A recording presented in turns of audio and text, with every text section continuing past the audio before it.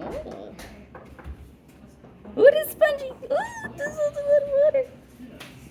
This is Periphyton. Peri means around, and phyton means plant.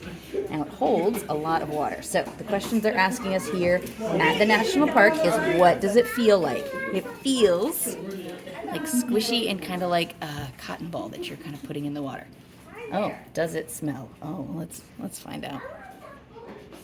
No, not really. I mean, a little bit like just brackish water. What do I think it's made of? I don't know, guys. What do we think it's made of? Some form, I don't know, algae? Something? I don't know. Why do I think it's important? Fuzzy stuff on top of the water. Why do I think it's important? Well, normally I would think getting rid of it would be important because I would think that it's keeping the sunlight from the plants below, but obviously there might be some sort of reason for it. I'm going to have to do some research. I'll get back to you on it.